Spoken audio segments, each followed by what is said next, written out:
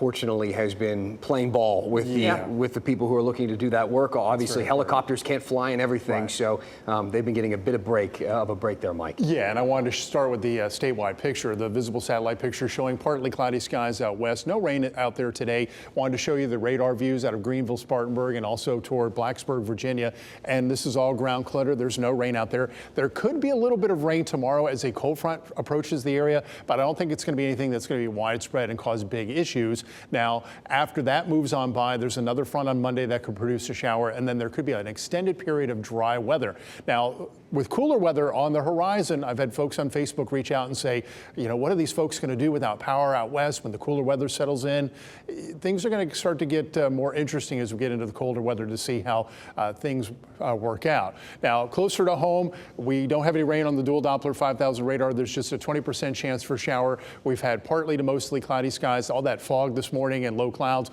We have partly cloudy skies from this view at our tall tower cam, 79, 65 is the dew point, and it is going to remain warm and humid into the upcoming weekend, but then we have a change coming that Kat and I have been talking about for the past couple of days, and that has not changed. 83 in Fayetteville right now, 73 for Roxborough. Pleasant dog walking weather this evening, I should say. 75 at 6, by 7 o'clock, 73 by 8 o'clock. We're about 70 degrees. It'll be nice to be outside. So two fronts we're tracking. This one comes in this weekend. So Saturday's warm and humid, Sunday's less humid and a little cooler. But this is the game changer coming closer to Seattle. That'll plow to the east and make its way in here early next week. So let's track those. A lot of cold air sitting up in Canada. You can see all the blue up there, and we have a lot of warm air down to the south. There's our first front that will move on by. We'll stop this as we get into Saturday morning around 7:30. The front's on our doorstep. It'll still be warm and humid on Saturday, but this is where the cool air is up in the Pacific Northwest, making its way across the northern plains Saturday evening. That first front moves on by, so Sunday feels pretty good. Our high in the low 80s with dew points hovering around 60, so you'll notice the change.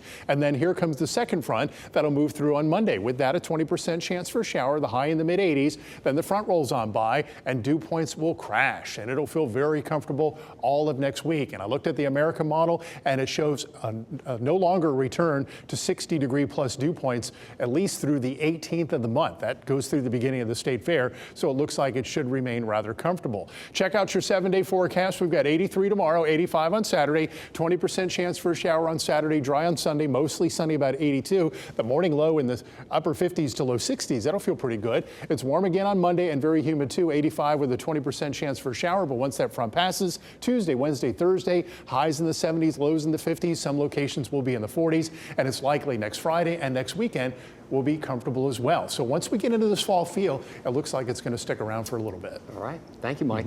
Still in the last 2 weeks, man, we have seen really both sides of North Carolina take a beating from these tropical systems that came through. Debbie's heavy rains had a much different impact on the coast.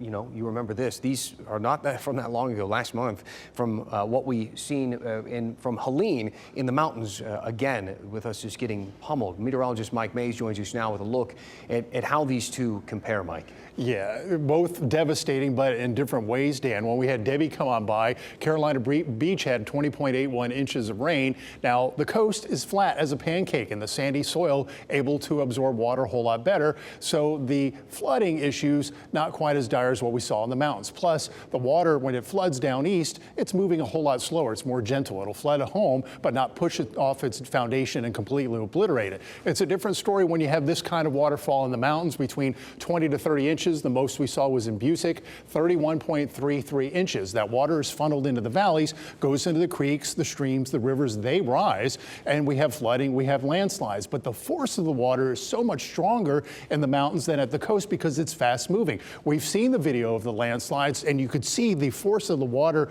just pushing homes off their foundations, and the rivers there, they rise, they push all the homes and businesses off their foundations, push them into the river. So again, the force of the water so much different in the mountains than it is at the coast. Even though in some locations the amount of rain was similar, has a far different impact over into the mountains, and an impact we haven't seen in many, many years. Folks talking about the 1916 flood in Asheville that looked rather similar. We're seeing that impact, and probably nobody around now that was around back then seeing the kind of impacts we're seeing from Helene moving through the mountains. It's just devastating, and we're just going to keep seeing more and more pictures that are just going to be devastating that we've already seen. So in the meantime, we have a ridge of high pressure over us. A cool front will be moving in this weekend, getting a little less humid air on Sunday. And then there's the bigger front that comes in on Monday, bringing a taste of fall that'll probably stick around. I think these are the final days of summer and fall that we're going to have, because I've looked at models going into the mid and latter part of October, and it doesn't show really this kind of air returning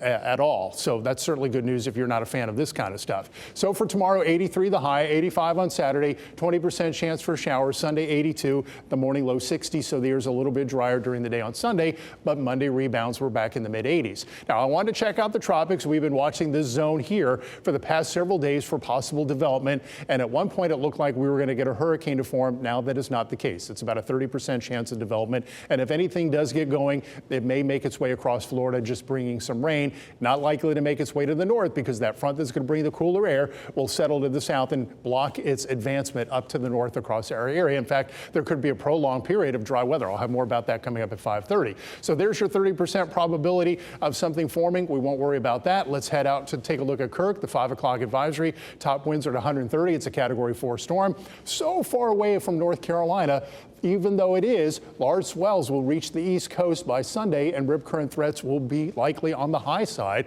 Not like a whole lot of folks will probably be traveling down east to go to the beaches, but they just might. And it's about 1,447 miles on Sunday away from the Outer Banks. So even though it's that far away, it could still have a big impact at our coast. 5 o'clock advisory on Leslie, still a tropical storm. Top winds are at 50 miles per hour. It is expected to become a hurricane, perhaps up to Category 2, Sunday morning at 2 a.m. Monday afternoon at 2 o'clock, 105 mile per hour winds, and maybe a major hurricane by Tuesday afternoon with 115 mile per hour winds. So from north to south, it's a little cooler tonight, low 60s to maybe upper 50s at Rocky Mount and Roanoke Rapids. Our southern counties in the low 60s. There may be some patchy fog as you step out. I don't think it'll be as thick as what we saw around the area this morning. So we have 80s for the next 4 days. And again, these are the final summer days of fall. We go into fall Tuesday, Wednesday, and Thursday of next week with highs in the 70s, very low humidity as well, and comfortable morning lows in the 40s and 50s. Fall finally begins. Yes. Thanks, Mike.